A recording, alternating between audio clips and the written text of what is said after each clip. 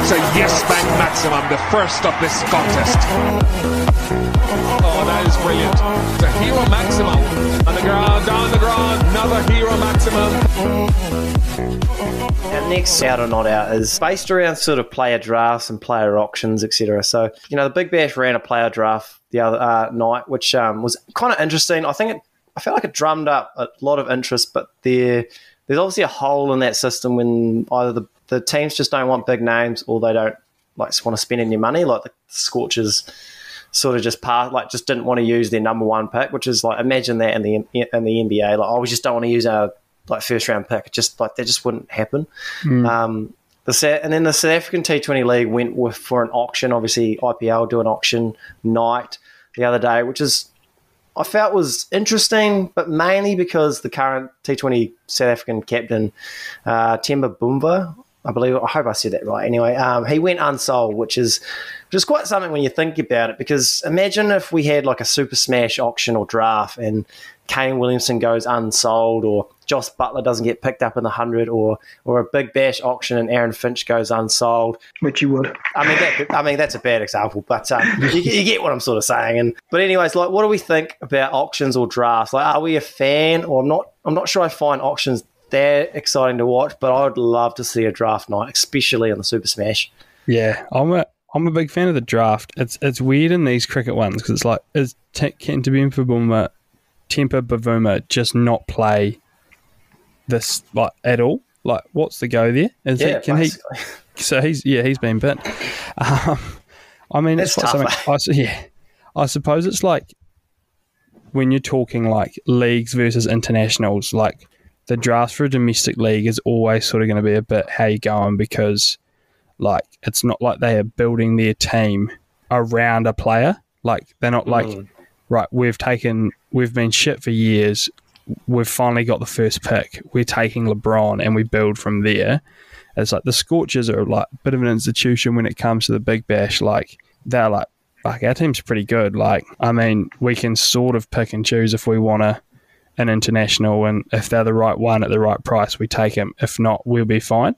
So it's sort of that, like, there's no need to bring in extreme international talent and build from the top down, because these clubs are sort of built from the bottom up. But yeah, I mean, as a fan of American sports, nothing gets me going like a wee draft night. Just, you start to see how your team's going to look for the next year, and you sort of start to build from draft night into pre-season, and then the season starts. So, I mean, I'd love to see it for the Super Smash, and I think we've got some lists we're gonna read out after this around what we would think it would look like. But yeah, I'm all for drafts, but yeah, it's sort of a weird one in the cricket world because teams aren't reliant on the drafts for their top end talent. You got to make it worth their while. Yeah, 100%. Like, if the Scorchers grab, I don't know, Liam Livingston, they're happy. If they don't, they've probably got another Aussie that they think can do a similar job. So, like in the NBA, if you don't get LeBron, you're not just developing LeBron sort of thing, are you? So, yeah, big fan personally, and like to see more of it if there was a bit more weight to having a good draft. Yeah, I think as we all love our American sports, like the draft is such a big thing over there, but it's not like they're drafting, like other players that are already playing the sport, and it's always, a young player fresh out of college or high school or something like that that's going to change your franchise sort of thing. Like, if, say, there was a complete reset, so Otago, Northern Dish, everyone lost their sides, and there was a sort of a draft night, and you had your whole team got redone. It was like a full reset. I think that would be unbelievable. That would be huge. Oh, it'd be big for the vault. Yeah, or like, even if it's not like there's a sort of a pool that come out of high school around New Zealand cricket, and they get drafted places. It just doesn't quite work with New Zealand domestic sport. It would be. I mean, a draft night could be cool. There's not those defined levels in New Zealand sport. Like in the States, if you don't get drafted out of college and you don't really make a team, like, there's not like other options. It's sort of that or bust. Whereas, I mean, and like in general over here, because I think it's potentially could work in New Zealand rugby, because the way definitely. high school rugby's become such a bigger thing. But it's also not like, it's all, when you really get down to drafts and shit, it's quite a weird thing that these guys just get there. I mean, they all want to do it, so it's fine. But, like, it's just not as common that someone in Auckland would just get this 18-year-old from Dunedin and be like, oh, you live here now. You're playing for us. Yeah. Like, they'd be like, no, I'm not. I'm playing for Otago. Yeah. So it's not quite the same. Sport in New Zealand generally lacks that sort of clear middle ground, and, like, there's not that clear progression. Like, you leave high school, you sort of play club cricket, you play A stuff anywhere, and then maybe you play for a district, but there's not that, like, if you don't play domestic cricket, you don't, like, leave domestic cricket and you're done with the sport. Like, you can still play club, or you can still sort of play A cricket somewhere else, have another go. Like, there's not those, like, clear defined roles. It's the same with rugby. Like, if you don't make the Super Rugby, you're probably going to be in an NPC team somewhere, and it's not like you can just draft guys every year out of the NPC sort of thing. Yeah, they've got to build it from the ground up, which is tough. And I just think like a drafts don't really work. There needs to be, like, weight behind it. Like, it has to be like your pick, like your first round pick, like is franchise altering. Like, if you're that's why the number 1 pick in the NBA or the NFL or whatever is a big deal. Like, if you get LeBron James, if you get, like, Zion or Luka or something like that, like, it can change the entire, like, your franchise for the next 10, 15 years. Like that.